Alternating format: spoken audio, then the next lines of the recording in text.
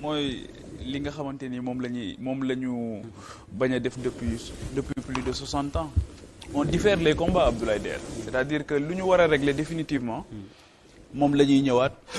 amaat les mêmes problèmes wax nañ ko ba sonn et keroog même boo déggee la déclaration du président de la République da nga ciy gisaat ne ñun li ñuy tere yépp moom moo fa feeñaat yow ñoo ngi ci biir benn crise nga xëy annoncé 350 milliards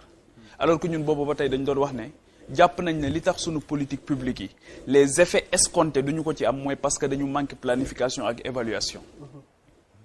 dañu même les bilans da nga koy basé rek maa ngi koy wax keroog ne am na boroom xam-xam bu wax ne les chiffres sont des êtres très fragiles qui si on les manipule peuvent te dire tout ce que tu veux entendre ñun on mesure les impacts sur les chiffres chiffres yi rek la ñuy kii alors que duñu mesurer impact yi réellement yi nga xamante ni moom lay am on est dans une crise c'est une grande opportunité boo xamante ni war nañu permettre mu révéler li nga xamante ni moom mooy les failles ñu tekki suñu bët mais ñun on est champion du colmatage colmater rek pour régler un problème ponctuel boo xamante ni daf lay dabaat ci kanam on est dans une crise nga xëy nga annoncé 350 milliards alors que à côté am nga ay instruments yoo xamante ni nee nga moom moo ñëw pour régler les problématiques de jeunesse dans cette crise justement où on a besoin de sérénité et de lucidité on voit un ministre de l'Intérieur boo xamante ni fidèle à sa formation initiale apparaît comme un procureur boo xam dafay chargé comme pas possible. Oui, il fait du réquisitoire. C'est incroyable dans cette crise là on voit le ministre de la justice nee naa ko boo koy waxee woon ci réew mi sax mu tane waaye ca biti nga ko waxee. di wax loo xamante ni kenn comprendrewul fan la ko on appelle à l'apaisement lui il accuse une frange importante boo xamante ni mësuñu am soxla ba laaj ko frange la boo xamante ni déboussolé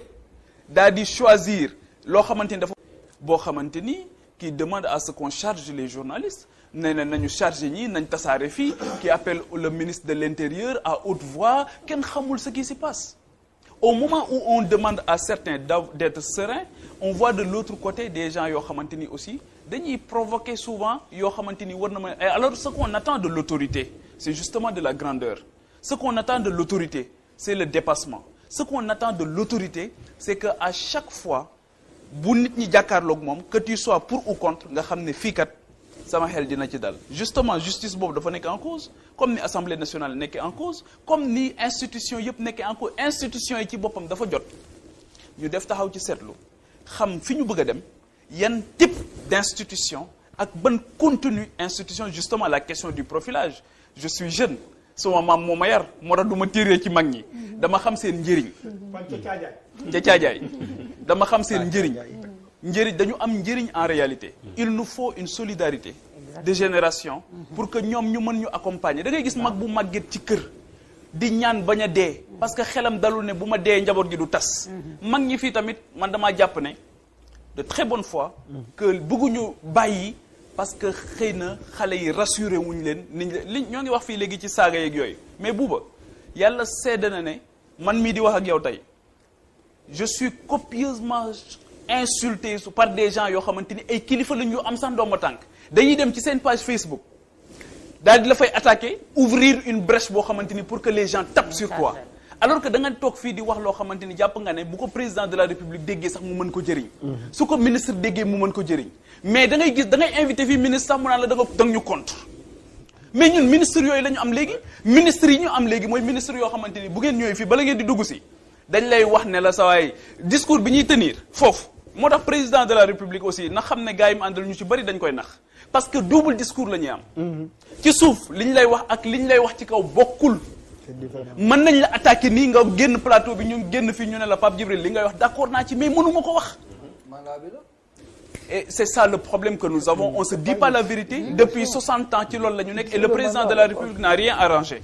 Macky Sall depuis 2014 dañuy dem élection locale 2014 ñëpp dégg ko mu ne qui perd sa localité perd son poste justement c'est une manière de demander à tous les fonctionnaires de ce pays d'aller faire de la politique bàyyi seen poste yi moo tax ajjuma la ñuy quitter Dakar wala alxames dem politique yi mais altine wala talaata la ñuy dellu si waat Dakar nooy liggéeyee loolu mooy bu njëkk bi mu ne léegi tous les gens qui perd sa localité perd son poste justement ci contrat de performance bi la Cheikh Oumar Sy di xaar Charles di la ci xaar ma la ciy xaar ñun ñëpp ñu leen ci xaar ñun sénégalais yi nga xam la finalité de votre action publique c'est pour nous notre mieux-être mais ci contrat de performance boobu dafa am beneen contrat politique bu nekk ci kaw. Justement il faut que nga joxe ay résultats politiciens. moo tax la question de la jeunesse nee naa leen bàyyi leen di jox jeunesse bi pourquoi forcément on doit confier le département de la jeunesse à des jeunes pourquoi je ne le comprends pas je ne le comprends pas parce que déjà le plus souvent ki ngay tabb dafay bokk ci parti à l'intérieur de ce parti rek am na ci ay ñoo xamante ni il se regarde en chien de faïence ak moom le président de la République dans cette crise là reçoit au palais maire ak cogère mais quelle est l'image que tu renvoies à la jeunesse de ce pays qui n'est pas encarté, qui fait peu cas de la politique, de l'action politique.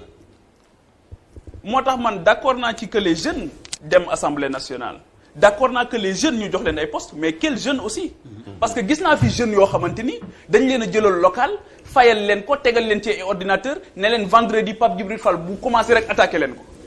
ñoo am ay pseudo comptes ay comptes fictifs nekk ci internet bi lu dul saaga à longueur de journée. te man xam naa ne ay kilifa leen koy defloo te bu ñu leen koy defloo duñ ko defloo seen doom loolu aussi c'est la triste réalité de ce pays. moo tax ma jàpp ne 60 ans dañu fi nekk rek di naxante di nommer nit parce que politicien la di nommer nit mu wóor la ne amul xam-xam. nommer ministre yoo xamante ni bu ñu leen woowee fii débat du ñu ñëw mukk parce que lañ leen jox mënuñu ko nommer koo xamante ni su xëyee jël chef de cabinet boo xamante ni politique rek la. nga jël ay nit yu xarañ indi leen ñu am compétence nga teg leen ci côté politicien boo xamante ni saa bu xëyee di remettre en cause sa légitimité parce que bi muy taal pëna di sànni xeer yow nekkoo fi woon. Auditons nos directions pour voir le profilage qu'on a regardons les contrats spéciaux comment ils sont combien ils sont alors que compétence bi nekku fi alors que ñoom ñooy cheville ouvrière on a des directeurs yoo xamante ni fii faale wuñu ministres yi leen yilif ñeme wuñu leen a sax woolu xam naa fi ñoo xamante ni réunion de coordination sax du ñu dem wuy ji ministres yi mais qu'est-ce que nous voulons il faut qu'on règle définitivement ces problèmes sinon yàlla xam na ne 2012 dañ ne woon plus jamais ça parce qu'on avait 12 morts wala plus de 12 morts ren laps de temps on a combien de morts ay jeunes ay jigéen génn ñëpp di manifester mais je vous assure si on ne règle pas définitivement ces problèmes là bàyyi caaxaan yi nga xamante ni moom la ñu nekkee def planification def suivi évaluation on règle définitivement certains problèmes mais bis repetita dinañ delluwaat si fii am naa ñun sax mën nañu cee bañ a bokk ñeneen ñooy ñëwaat toogaat di débat di waxtaan ci problème yi franchement allez ñu gaawantu c'est-à-dire dama seetlu ni que ni ñuy aborde la manière dont nous abordons cette affaire là dañ ko teg simplement ci benn angle bu économique les jeunes ne travaillent pas la question de l'emploi